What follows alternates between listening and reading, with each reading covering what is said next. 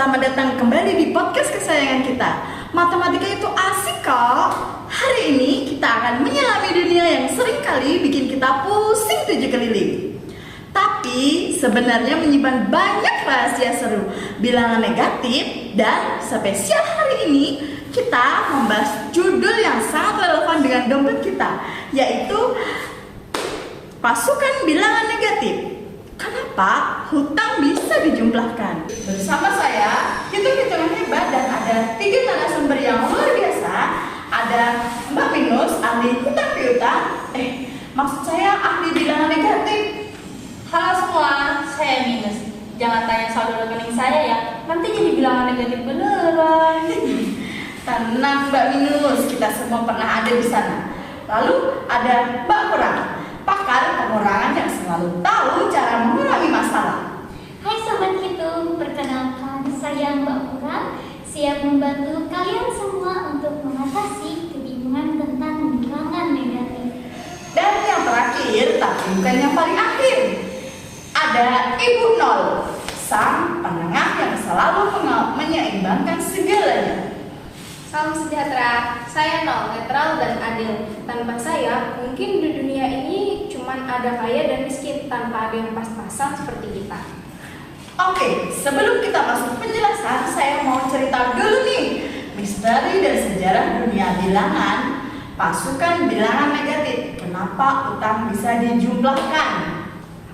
Jadi, bilangan negatif lahir dari kebutuhan praktis sehari-hari, perdagangan dan utang piutang. Bayangkan, zaman dulu orang perlu mencatat kalau ada sesuatu yang kurang atau hilang. Peradaban awal seperti Tiongkok dan Mesir kuno sudah punya ide tentang kekurangan ini. Mereka belum pakai simbol minus, tapi konsepnya sudah ada. Titik balik penting terjadi di India pada abad ke-7 Masehi. Matematikawan Brahmagupta dengan jelas mendefinisikan bilangan positif, yaitu kekayaan, dan negatif, utang. Lengkap dengan aturan operasi hitungnya, ini revolusioner. Meski begitu, di Eropa awalnya bilangan negatif sulit diterima. Banyak yang menganggapnya fiktif karena sulit membayangkan minus 3 apel. Namun, seiring waktu, kebutuhan akan bilangan negatif semakin besar, terutama dalam akuntansi dan fisika. Akhirnya, bilangan negatif diterima luas sebagai alat penting untuk menggambarkan defisit, arah berlawanan, suhu di bawah nol, dan tentu saja utang. Singkatnya, bilangan negatif muncul karena manusia butuh cara untuk mempresentasikan kekurangan atau kebalikan. Dalam perhitungan sehari-hari, bukan sekedar angka di bawah nol yang abstrak. Oke Mbak Minus, Mbak Kurang, dan Ibu Nol, mari kita mulai dari dasar. Apa itu sebenarnya bilangan negatif? Kenapa dia eksis di dunia matematika ini? Bilangan negatif itu ya ibaratnya seperti cermin dari bilangan positif. Kalau positif kamu punya uang, negatifnya itu ya kamu punya utang. Sederhana bukan? Betul sekali. Jadi kalau kamu punya 5 permen, itu artinya positif 5. Tapi kalau kamu makan 5 permen itu dan masih kurang, itu kamu minus 5 permen dari jatahmu atau minjem ke teman. Dan saya, si Nol, adalah garis pemisah. Saya netral. Di atas saya positif, di bawah saya negatif. Saya adalah titik awal dan akhir. Tanpa saya, bagaimana kita tahu mau yang lebih besar atau yang lebih kecil? Jadi bisa dibilang negatif itu muncul untuk menggambarkan kondisi kekurangan atau di bawah nol. Ya, contohnya suhu udara di bawah nol, derajat kedalaman laut, atau utang. Nah itu dia, utang adalah contoh yang paling relatif. Siapa di sini yang tidak punya utang? Ya rasanya seperti anggota klub eksekutif bilangan negatif. Tapi ingat, utang itu bisa dilunasi loh ya. Jadi bilangan negatif itu nggak selamanya negatif. Dia positif. Itu yang sering orang lupa. Tepat sekali. Seperti termometer, suhu bisa turun drastis di bawah 0, bisa naik lagi melewati 0. Nah, ini dia pertanyaan krusial yang sering bikin orang bingung. Kenapa utang bisa dijumlahkan?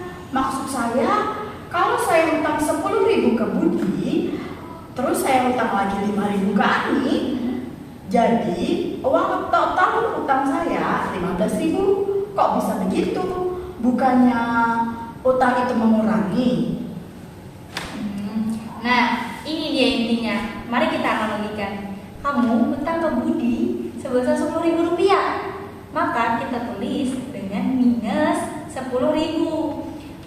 Terus kamu utang lagi ke Ani sebesar 5.000 rupiah, kita tulis dengan minus 5.000. Nah, kalau kamu mau tahu total utangmu, kamu akan menggabungkan seluruh utangmu kan? Kamu enggak bilang utang saya jadi berkurang karena saya utang lagi.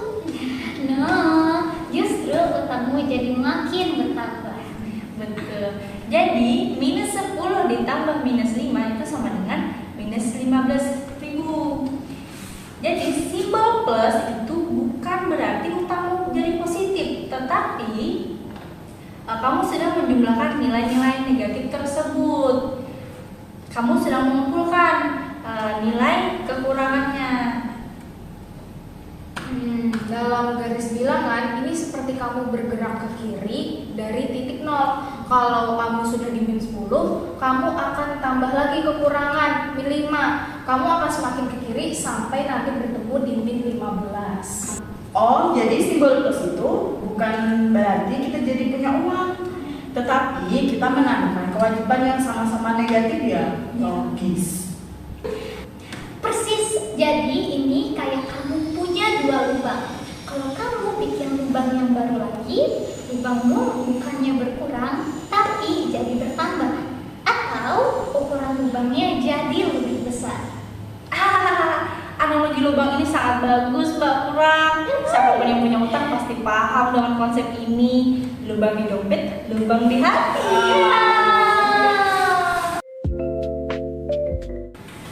Selain utang, di mana lagi kita bisa menemukan bilangan negatif dalam kehidupan sehari-hari? Nah, tentu saja di suhu. Misalnya pagi ini suhu di puncak gunung adalah 3 derajat Celcius. Lalu siang hari turun 5 derajat Celcius. Berapa suhunya sekarang kira-kira? Gampang. Jadi 3 dikurang 5 itu sama dengan negatif 2 derajat Celcius. Itu berarti suhunya berada 2 derajat di bawah angka 0.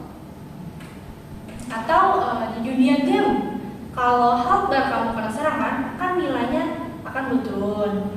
Kalau kamu punya 100 HP, terus karena damage serangan 120 HP, otomatis nilai kamu berkurang, jadi minus 20 HP. Nah, itu namanya game over. Wah, contoh yang sangat relevan. Jadi, bilangan negatif ini sebenarnya sangat dekat dengan kita ya. Mungkin selama ini kita aja yang kurang menyadarinya. Betul. Jadi bilangan negatif itu bukan monster yang menyeramkan. Dia adalah bagian dari sistem bilangan yang membantu kita memahami dunia dengan lebih kompleks dan juga akurat. Dan yang paling penting, jangan takut sama bilangan negatif ya. Mereka bisa diatasi kok, sama seperti utang yang bisa dilunasi. Asal ada uangnya. Kalau nggak ada ya tetap jadi bilangan negatif terus. Tapi ya setidaknya kita tahu cara untuk menghitungnya. Itu sudah hal yang cukup luar biasa. Luar biasa diskusi kita hari ini. Banyak pencerahan tentang pasukan bilangan negatif ini, terutama mengapa utang bisa dijumlahkan. Jadi sobat hitung, lain kali kalau kalian bertemu angka minus, jangan panik ya. Itu cuma angka dan dia punya fungsinya tersendiri. Terima kasih banyak Mbak Minus, Mbak Kurang, dan Ibu Nol atas waktu dan penjelasan yang sangat informatif dan menghibur kali ini. Sama-sama, jangan lupa ya, kalau utang sudah lunas, kita akan jadi positif lagi. Sampai jumpa di episode selanjutnya ya. Ingat, selalu ada titik nol untuk memulai yang baru. Sobat hitung, tetap semangat belajar matematika ya. Karena matematika itu asik loh. Sampai jumpa di episode berikutnya. Dadah.